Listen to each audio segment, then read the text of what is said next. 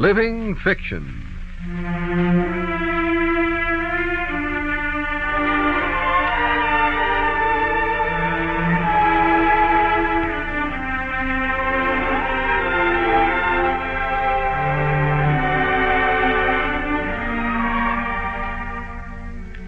Northwestern University, in cooperation with the National Broadcasting Company, brings you a radio dramatization of a timeless story, The Man Without a Country, by Edward Everett Hale.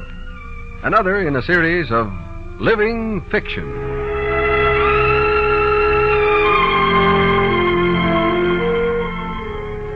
Breathe there the man with soul so dead, who never to himself hath said, "This is my own, my native land," whose heart hath ne'er within him burned as home. His footsteps he hath turned.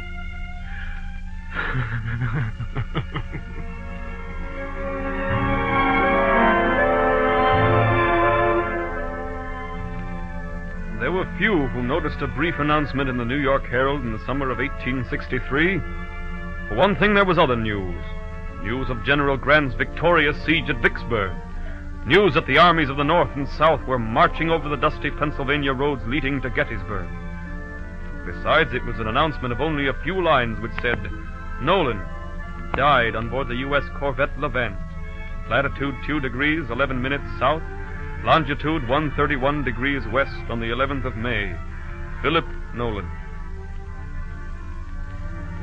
But I noticed the announcement that Philip Nolan was dead, that he died at sea on a ship of his nation's navy. I, Fred Ingham, noticed, because I'd served in the Navy, and I'd met Philip Nolan now and again over the years, and I'd heard talk of him ever since I boarded my first ship. Sure, I remember Nolan. The Iron Mask, we used to call him. Old Plain Buttons. He was aboard my first ship. That's more than 30 years ago. 30 years? He's been at sea half a century, they tell me. He looks it all right. He's 80 years old if he's a day, I guess. Philip Nolan was 80 years old and more when he died, and he had been at sea for more than half a century.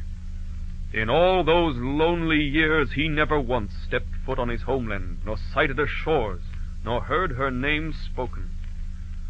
Now at last this strange voyage was over.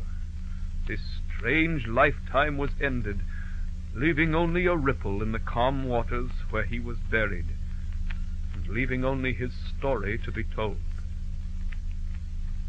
They called him the Iron Mask because of his expressionless face. They called him Old Plain Buttons because of the uniforms stripped of insignia. And they called him the Man Without a Country because... Does Lieutenant Nolan care to make any statement regarding his loyalty to the United States? Oh, damn the United States. I wish I may never hear of the United States again.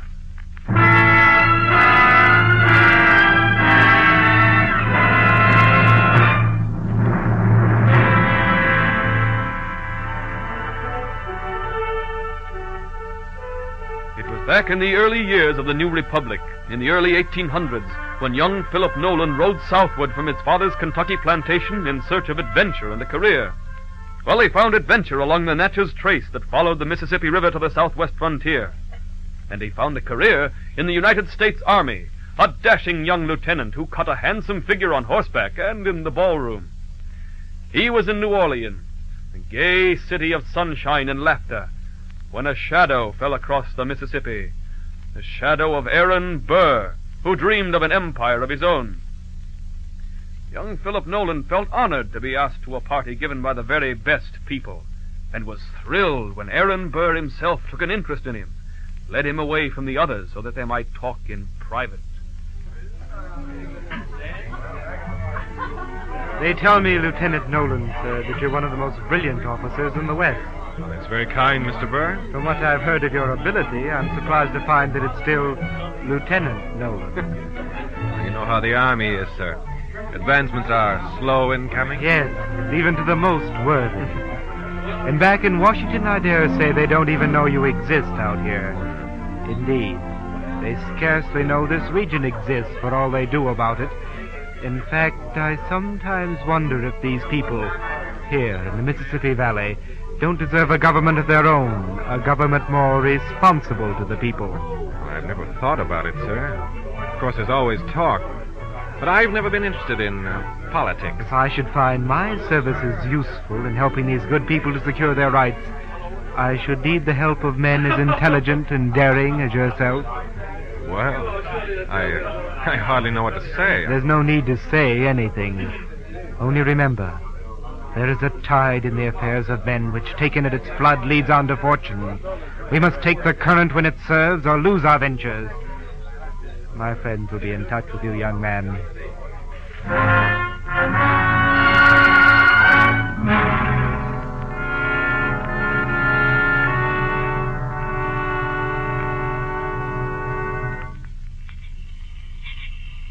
Oh, Lieutenant, wasn't it thrilling meeting Aaron Burr? I think he's just about the most distinguished man I've ever seen. He has ideas. He seems like a man who wouldn't be afraid of action. You'd like that about him, wouldn't you? I told him you were, well, a little impulsive. Impulsive? You mean just because I asked you to show me the rose garden? But you asked before our introduction was even completed. Well, you accepted the suggestion, didn't you? Well, yes. Mr. Burr said he liked a man who wasn't afraid to take chances. I agree with him. Besides, my father asked me to be nice to you. Your father? The governor? I didn't think he knew I existed. After all, he's a governor of the territory, and I'm only an ordinary army lieutenant. Perhaps there are those who can judge ability and not just rank. You see, he, too, was interested in Aaron Burr's ideas to help the region. Just what are those ideas, I wonder? I'm sure I wouldn't know. But Father said I might ask you to call sometime. He'd like to talk with you. Say, maybe I could explain some of my ideas about the conduct of the army here. Perhaps so. I wouldn't be surprised if General Wilkinson were there, too. The general? Is he interested in Burr's plan? Oh, everyone's interested in Aaron Burr. They say he's the kind of man who rewards those who help him.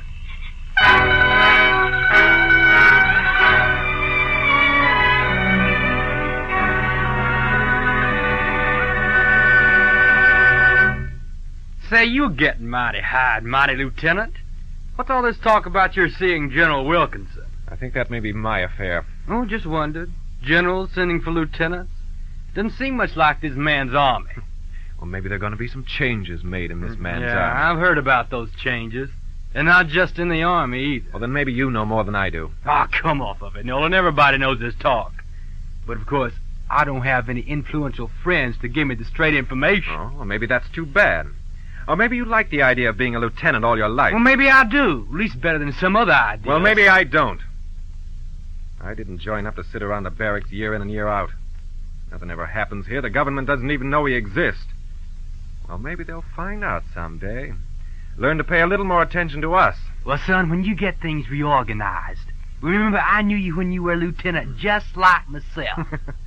Well, you'll see when the time comes. But the time never came. For Aaron Burr was seized and accused of treason, of plotting to establish a government of his own in the Mississippi Valley. However, there were only rumors, whispers, and suspicions. Those in high places were slowly exonerated. But Philip Nolan was so unimportant that his trial was long postponed. When the court finally came to his case, he was treated with almost contemptuous kindness.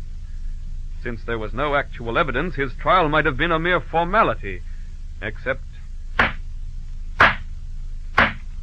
It seems to me that the defendant knew so little about what was going on that his testimony has scant interest. Unfortunately, perhaps, there is no law against being stupid, foolish, and impressionable. However, the defendant was also a soldier. Do you think you wore that uniform with honor, sir? The uniform of the United States? Colonel Morgan, you can look up my record as a soldier. I used to be told that it was a brilliant one. As far as I can see, it shows that you cut a handsome figure on a horse supplied by the United States, and that you look deuced attractive dancing the quadrille in a uniform supplied by the United States. I tried to do my duty, sir. Sometimes I wondered if our time wasn't being wasted. Do you feel that at all times you did fulfill your duty as a soldier and a citizen of the United States? I thought so. It's hard to tell now. I don't... Do you think you disgrace the uniform of the United States. At the time, I may not have been aware. I may have misunderstood. As an officer of the Army of the United States, do you care to make any statement regarding your loyalty to the United States? Oh, damn the United States. I wish I may never hear of the United States again. What did he say? What was that? He said, damn the United States. I wish I may never hear of the United States again. The traitor. Treason. Order! Order! Order! I declare this court temporarily adjourned.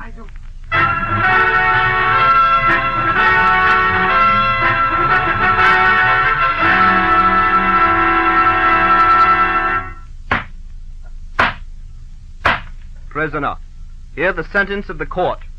The court decides, subject to the approval of the President, that you shall have your wish fulfilled, that you shall never hear the name of the United States again.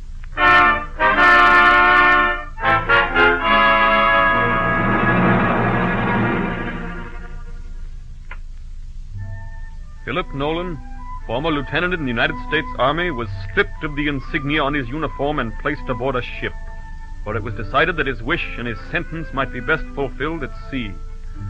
The captain of the ship received instructions from the office of the Secretary of Navy, which he passed on to his officer. You will take the prisoner aboard your ship. He is to be exposed to no indignity of any kind, but under no circumstances is he ever to hear of his country or to see any information regarding it. You will especially caution all the officers under your command to take care that in the various indulgences which may be granted, this rule, in which his punishment is involved, shall not be broken. And so Philip Nolan stepped on shipboard for the first time. It was in 1807.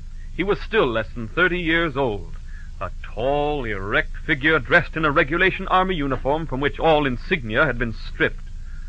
Now, he was pleasant, and friendly enough, taking his strange sentence lightly, and he got along well with the men. They were cautioned not to speak of the United States in his presence, and the books, magazines, and newspapers which he read had all references to his native country cut from their pages before they were passed into his hands. It was a long, tiresome voyage with little to do, and sometimes the men off duty gathered to take turns reading aloud from whatever books were available. At the Cape of Good Hope, someone had the good fortune to borrow a number of new English books, one of them, The Lay of the Last Minstrel by Sir Walter Scott. Now, Philip Nolan, who read aloud very well, took his turn at reading one day, and those stirring rhymes of the Scotch border held us all spellbound. Say, that's not bad for poetry. That's as good as a story any day. Go ahead, Nolan. Give us some more. Well, just as soon as I wet my tongue, gentlemen.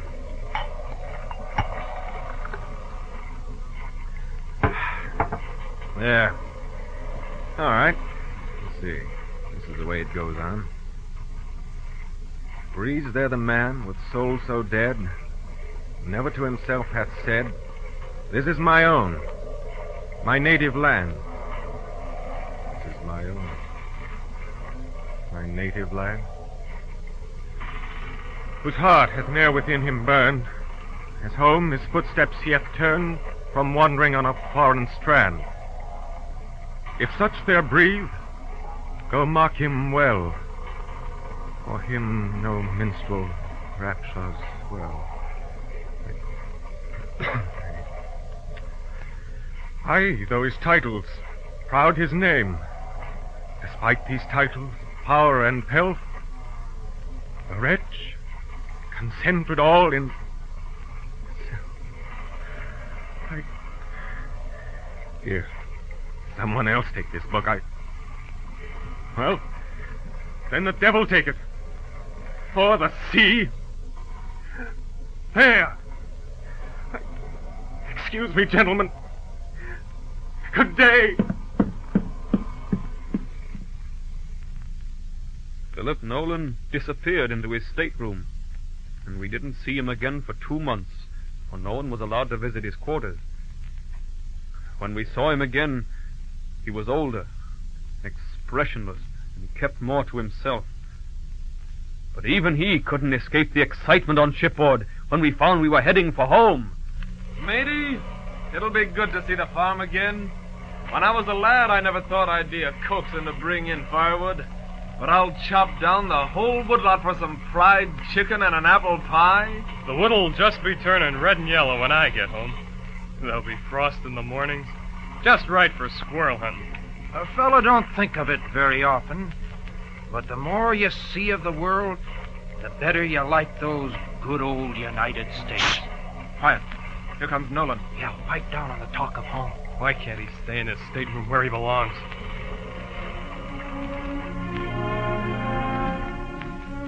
Whenever Philip Nolan appeared, conversation ceased, for all talk was about the land of which he was not to hear. More lonely than ever, he stood on deck often in the night, staring at the dark horizon beyond which lay all the things the men talked about. Beyond the horizon, smoke curled upward from the piles of burning leaves along the streets of the little New England towns. The red barns of Pennsylvania seemed almost to bulge outward as the harvest was stored. Hunters rode after the foxes along the ridges of Virginia. The rows of corn shocks stood sentinel over the golden pumpkins in the fields along the Wabash, and the baying of the hounds filled the moonlit night with music over the Kentucky hills. Even the wind seemed a whisper of home as we drew nearer. And though he walked alone, Philip Nolan stood at the rail hour after hour, listening to the wind. But then, whatever thoughts he had behind that expressionless face were interrupted by the captain's orders. Mr. Nolan, you'll gather your belongings and personal effects and prepare to quit this ship. Tomorrow we'll meet and you'll board another vessel. An outbound vessel which you will join in her cruise. That's all, except to thank you for your conduct while you were with us. So the wind changed for Philip Nolan, became again only salt spray, bitter to the taste. Before we came within sight of shore, he watched us sail off homeward, while once again he was outward bound. 20 times or more they transferred Nolan from one ship to another. His stateroom changed, but one day was like another. One deck like another. One sea like another. But he did remember the blue Mediterranean and the Bay of Naples, for a strange thing happened there. A dance was being held on board his ship, with a company of lovely ladies and the friends of local government officials, and English and American visitors. Even Nolan was invited to attend. Scarcely was the dancing begun when his shipmates were startled to see him approach the most beautiful lady at the ball, and to see her smile as he spoke. Laura? Laura. I mean, Miss Rutledge. Is it really you? Of course, Mr. Nolan.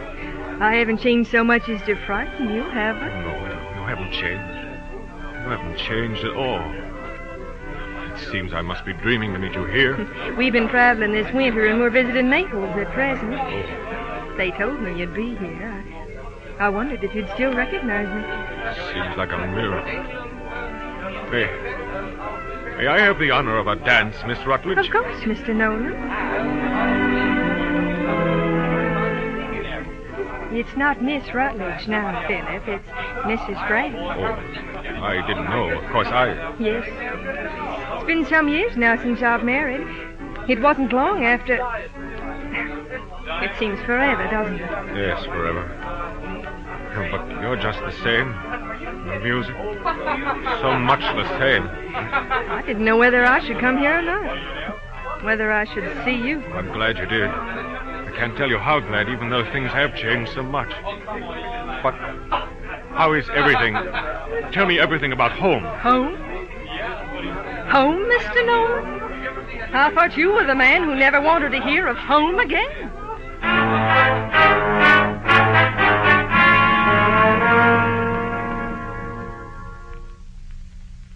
The plantation houses of the South, the Delta moon, and the happy laughter of the long ago faded away. There was only a ship in a strange port, a pause in a voyage to nowhere, an empty stateroom looking over waters that reflected no friendly light, and the whisper of the winds that could not be stilled. Damn the United States. I wish I may never hear of the United States again. Philip Nolan seemed even older after that. But once, when a ship on which he was sailing, one more of the many ships, ran into a fight with a foreign vessel, he suddenly appeared with his shoulders straight, his voice firm, and a different look in his eyes. It was after a round shot had struck the gun crew station, killing the officers and wounding the men. Then there was a ramrod in his hand. Come on, lads. Look alive now. Hold your post. Yes, sir. Let the surgeon's men clear away the wounded. We've got to mend this gun, you hear me? Yes, sir. You there. You badly hurt. I don't think so, sir. Lend a hand with loading, then. All right, I've got her aimed. Now, set her off. That's it, lads. Step lively now. We'll fire her till she melts. What's going on here? They told me this gun was out of action. Aye, sir. That's right, Captain. Well, the gun's been firing, hasn't it? Where's Mr. Harlow? He's below, sir. And badly wounded. Then who's been firing this gun? You, Nolan. What are you doing here? Just showing them how we used to handle cannon in the artillery, sir. All ready there? Touch her off. That was a hit, Nolan. Let the artillery proceed.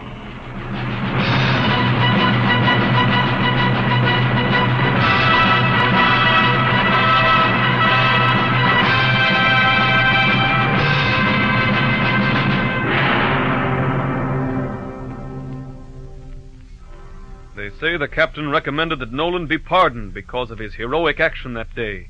Well, perhaps he did. But by this time, the man without a country had been forgotten.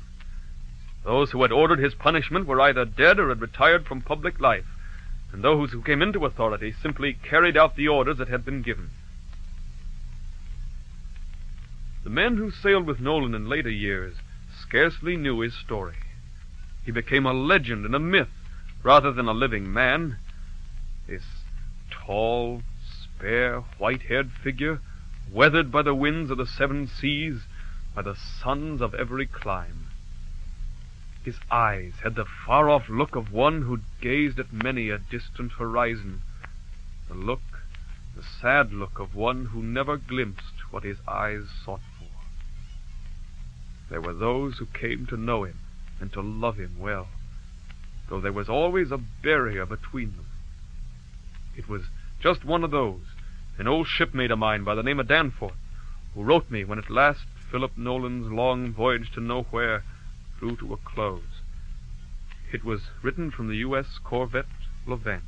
I tried to find the heart to tell you that it is all over with poor old Nolan.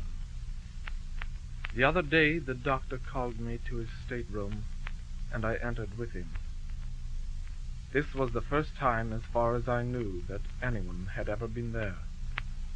Nolan was lying in his bunk, and the doctor's glance confirmed what I could see. The end was not far off.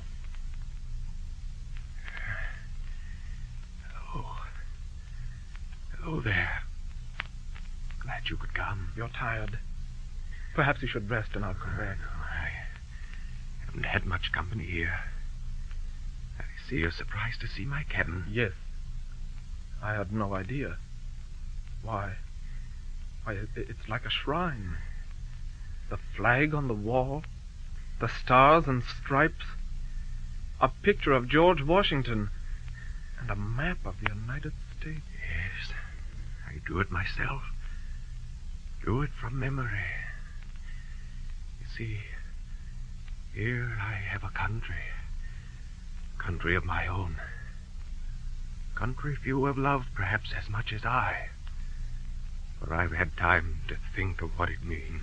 I'm sure if they'd known, Mr. Nolan, if they'd only realized, you'd have gone free long ago. No, that's not important now. Indeed, it never was. My punishment was just enough. It was only to have my wish fulfilled. But loving her so, you might have served your country better, been so much more useful. Perhaps I have served her well. Better than if I had been easily pardoned. If, because of me, others realize what it means to be without a country. There's no bitterness in my heart. Each year has taught me to love my country all the more. Tell me what's happened to her. Surely there's no harm in telling me now. No. There's no harm now. Your map's a little out of date, Mr. Nolan. And there are new stars in the flag with more to come. New stars? New states? Will you draw them in my map for me? Very well, Mr. Nolan. As best I can. The settlers pushed on westward, found homesteads on the prairies and the plains.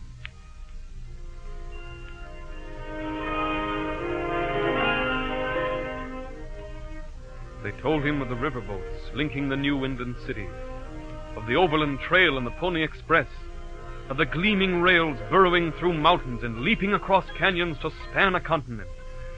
They told him of the mines following the seams of coal deep underground, of the smoke of the iron forges promising great cities, of the cattle herds roaming the grasslands of the West, of the 49ers rushing to the gold fields of California, and of immigrants from every land finding new homes and new hope in America. They told him of the strife between the North and the South, of the war between brothers, of a man named Grant who promised victory to the Union, and of Abraham Lincoln, who longed to bind the nation's wounds with charity for all and malice towards none. Look in the book for me. You mean this one? That's right. The Book of Prayer? Read where it's marked. For ourselves and our country. For ourselves and our country. O gracious God, we thank Thee. O gracious God, we thank Thee. That notwithstanding our manifold transgressions of Thy holy laws. That notwithstanding our manifold transgressions of Thy holy laws, Thou hast continued to use Thy marvelous kindness.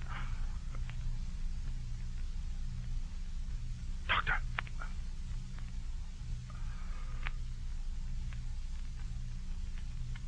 I guess there's no need to go on. At last, he had found a home and a country.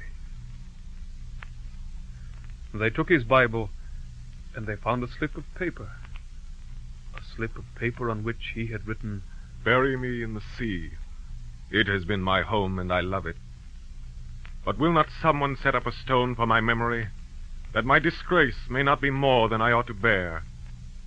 Say on it, in memory of Philip Nolan, lieutenant in the Army of the United States. He loved his country as no other man has loved her. But no man deserved less at her hands."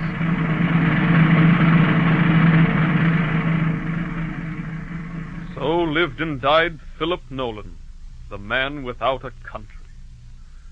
There is no stone for his memorial, only his story, a memorial more lasting than a monument. Whenever it is heard, let each of us remember that any man is without a country who, by his sneers, or by looking backward, or by revealing his country's secrets to her enemy, checks for 1 hour the movements which lead to peace among the nations of the world, or weakens the arm of that nation in her determination to secure justice between man and man, and in general to secure the larger life of her people.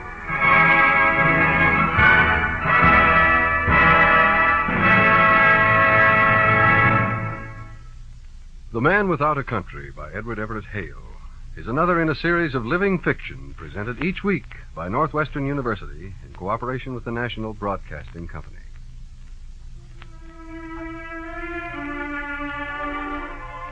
The Man Without a Country was adapted for radio by Jack C. Wilson. The cast and directors were students of Northwestern University. Philip Nolan was played by Bob Reitz, Aaron Burr by Richard Swift, and Danforth by Norman Larson. Others were Al Cohn, Faith Kellogg, Ike Lacefield, Claire Nelson, Earl Bark, Robert Pitt. A narration by Lowell Harris. The assistant director was Bob Feller, and the director, Stuart Mackey. The entire production was under the supervision of John Cowan. This is Hugh Downs speaking. This is the NBC Radio Network.